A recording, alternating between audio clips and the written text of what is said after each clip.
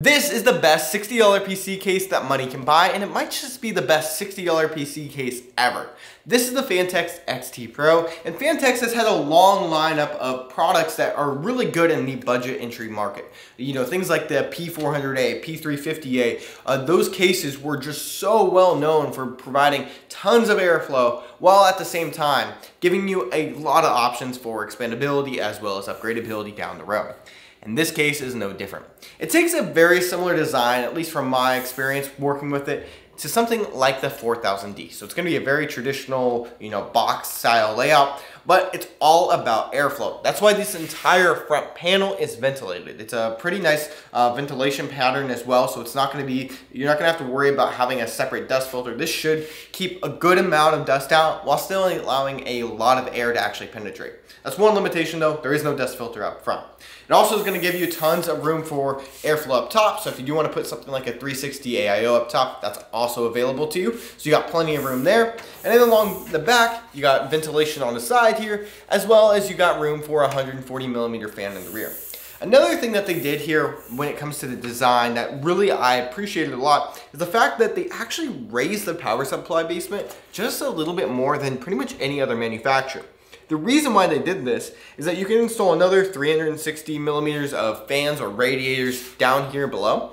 But if you were going to do that, the problem is in a traditional power supply basement, you'll have an issue where basically there's no airflow for those fans to actually grab and kind of push through your system. Well, they raised it up maybe about an inch off the power supply. This will allow this third fan right here to actually get the air to your GPU, which should help with better performance. This is a really cool option. I just like how, they didn't have to do it, especially at $60, which is where this is priced, but they did. And Phanteks, they definitely deserve props for that. And when it comes to the design and layout of this case, this is a pretty traditional layout. You do have a couple extra features though. This is a EATX case, so you don't really have to worry about any kind of motherboard compatibility there. It can pretty much fit just about anything. It also has support for BTF motherboards or back to front motherboards. Also Project Zero from MSI, it's all officially supported, and the cutouts along the back are all visible. So that's exactly where you plug everything in, which is nice to see, especially at this cheap of a price point. Most of those cases are well over $100, but this one is actually fairly well priced. As far as front I/O, it's pretty traditional these days. So you're gonna have a headphone microphone jack, then you'll also have a USB Type-C, and then a USB 3.0 Type A. However, one thing that's kind of interesting that Phanteks did, and I don't know if it's a cost savings measure or if it's something else, may just be for compatibility reasons, is they actually made that Type-C port compatible over the traditional USB 3.0 header and not the 3.1 header that a lot of motherboards typically have nowadays. I think they did this just because it helps with backwards compatibility with older motherboards that may not have it, and you still get that port working. But you're going to be limited to the traditional USB 3.0 header speed. When it comes to hard drive compatibility, you can fit a single 3.5-inch drive. It's got a little removable bracket that's got a nice little mechanism that slides out. That's super handy. That same drive bracket can also mount, I believe, 2 SSDs, so 2.5-inch drives. But that's not that big of a deal. Most people are using M.2 drives these days, so it still gives you some flexibility, but you don't have to use that if you don't want to. When it comes to power supplies, pretty much any length power supply should fit in here. The only thing I would be concerned with is it's just got to fit within this little gap to actually slide it in. There's kind of a little carved out section here to slide your power supply in, so you may have to go at a little bit of an angle. But for most modern power supplies, there should be no problem with any kind of fit there. When it comes to cable management support, and this is something I noticed when working actually with the case, there's quite a bit of room. There's plenty of room to fit whatever cables you want, good amount of tie down slots. There's no extras, so there's not gonna be any kind of cable routing or any kind of Velcro ties or anything along those lines. It's just gonna be very traditional. And those are just things you typically don't see at the $60 price point. So I'm not too worried there, but there's also plenty of room in the power supply basement to hide any kind of extra cables that you might have if you have a non-modular power supply. The rest of my experience building in this case was really easy. Like, it felt super easy to work in. I mean, that's the nice thing about larger cases. This is not a small case by any means. Like I said, it's very similar to the size of something like the 4000D Airflow from Corsair. So something like that, you definitely don't have to worry about like any kind of cramped spaces. So it's not going to be a difficult like an ITX case. So this is a great starter PC case because honestly, you don't have to worry about anything being difficult. It's all very accessible. Everything is really nice to work with. You do have plenty of room to be able to route your cables for like your CPU cables, as well as things like your GPU power cables. Not a problem at all. There's no hard angles or anything like that that are not fun to work with. And the radiator is actually sitting high enough up when it comes to its actual spacing where you're not going to worry about possibly pushing down too much on those 8-pin CPU cables. Speaking of radiator support, I did want to talk about that. Although you can fit 360 millimeters worth of fans up front, you can't really fit a 360 millimeter AIO. That's just because of where the power supply basement cuts off.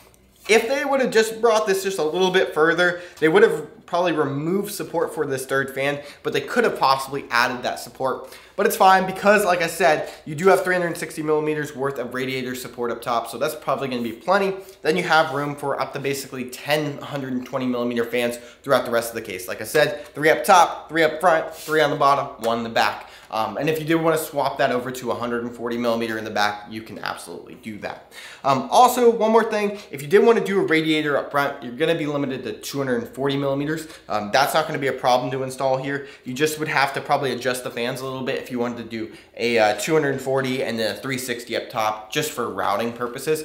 But outside of that, that's pretty standard with most cases. Something else to note is that when it comes to support for GPUs, you don't have any kind of vertical mounting options. But the good thing is, if you are going to mount a GPU, I don't think there's a GPU that wouldn't fit in this case. And that's really all thanks to the width of the case, because it is a little wider than a lot of other cases out there. And that's allowed for some additional support. So like on this smaller graphics card that I currently have slotted in here, you know, I got maybe another 2 or 3 inches worth of space without worrying about, you know, touching that side panel at all. So that's going to make it super easy to fit something like a 4080 or 4090 where you got those super wide cards.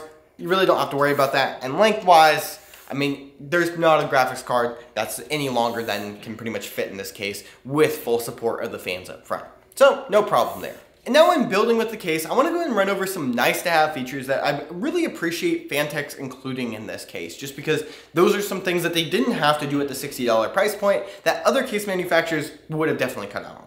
First off, the little rounded edge here for actually being able to unscrew your GPU mount. So basically these are the thumb screws for the GPU. Also, they didn't have to be thumb screws. A lot of case manufacturers like to cheap out on that.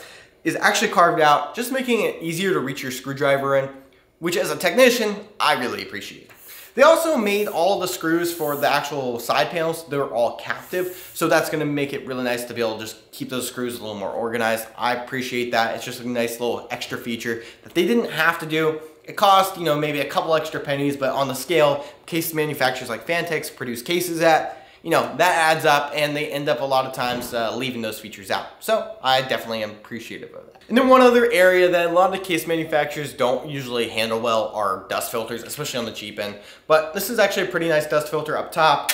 And the one for the power supply slides out, is on its own little tray system, which, you know, a lot of times when you get down to $60, you don't see it. It starts going down to, you know, those really cheap filters. They kind of just fall off as you take them off because they're basically latched in.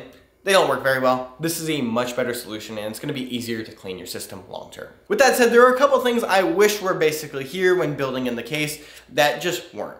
One of those really has to do with that there's not a huge routing channel for these cables. So if you do have a larger 24 pin or more cables running to your motherboard here, you know, it could get crowded and then you might run out of space when it comes to cable management, just because it's not carved out as much. And I think that was because that allows them to fit that full EATX form factor because it keeps that panel kind of flat, allowing for those wider motherboards. I get why they did it, but it just kind of is something that, you know, a lot of case manufacturers have figured out, and Phanteks I know does because they have other cases that do it really well, but it's just somewhere where you can kind of see where they kind of cheaped out there.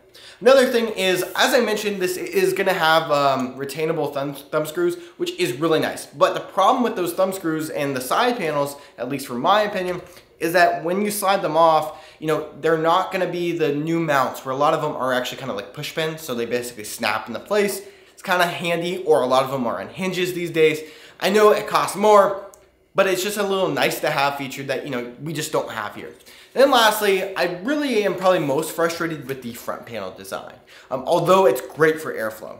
The problem is to actually take this front panel off, it's the old basically clip design rather than, like I said, the little push pin that a lot of other case manufacturers are using. The problem with that is these types of clips break all the time. I've dealt with so many of them, especially in my experience repairing PCs where I've not only broken them, customers have broken them, and I've seen just them break in shipping. There's just so many different things where, these are just not a super durable piece of the case. They're just a little push latch that don't work very well, and they're not user serviceable. So that's not gonna be helpful there compared to a lot of the latches that actually you can replace yourself. So that's definitely something I wish they could have switched over, but I get it. They're at $60. You can't get everything that you want. When it comes to the overall build quality, in my experience, I gotta say they did a fantastic job. It doesn't feel like Phanteks cheaped out anywhere. Everything feels super rigid. It doesn't feel like it's gonna fall apart. The only thing I had the issue with was basically how they mounted the front panel. But honestly, you're not gonna be removing it that often where it's not gonna be a big deal. Everything else with the case, they didn't cheap out on. It feels like they really paid attention to what consumers want and didn't cut their costs there. I think they did, basically making the tooling maybe a little more simple, and that's definitely a way that they can do it. But it's not anything, that I would be concerned with long term. I think this case is easily gonna last 10 plus years. It can probably last, 2, 3, maybe 4 builds before you need to replace it. And at $60, which I want to talk about pricing, that is very impressive. So $60 is the standard case. This is the black version. There's also a white version, I believe. This standard version is going to come with a single 120mm fan in the rear, no fans up front or up top or anywhere else. And then basically it's a M25 fan, so it's actually a really nice high performance fan. So it's going to give you some good airflow, but you're definitely going to still want to fill the case out if you are buying it with the single fan. The other option is to get the Ultra version. So it's the Phanteks XT Pro Ultra. And basically what that one adds is a 320mm ARGB fans up front and a 120mm ARGB fan in the rear. That is a really cool option because it's only an extra $20 at $80, which compared to the competition, that is a really nice little sweet spot. And I think if you do want the ARGB look, go with that. But if you want to do maybe your own fans, you want to do your own system of fans, you can always look at that solution as well, just to come with this one where basically at $60, you're going to get a really solid case. You can remove the fan if you want, replace it with whatever you want there, and build your case out the way you exactly want it. And overall, at this price point, or even the $80 price point for the Ultra version, I don't see how you don't want to pick this PC case up. This is probably the best valued case I've seen in a really long time, if not ever. I haven't seen this high quality of a case at $60 in at least 5 to 6 years. Cases have been getting more expensive, but somehow Phanteks has been able to drop the price on this case to make it feel like it's a $100, maybe $120 case at half the cost. And that's something that I truly appreciate because I think that's going to help get more people into, actually PC building, because this is a really good solid case at a great price. And you don't really have to worry about missing out on any major features or any of the new features that a lot of people want. And if you do want to go ahead and learn more about this case and check it out, I'll have a link down below in the description. You can go ahead and check it out there. If you enjoyed this video, make sure you give it a like, subscribe for more content like this. Check out this video here where we went ahead and built our own laptop cooler. It was a lot of fun, and I think you guys will like it.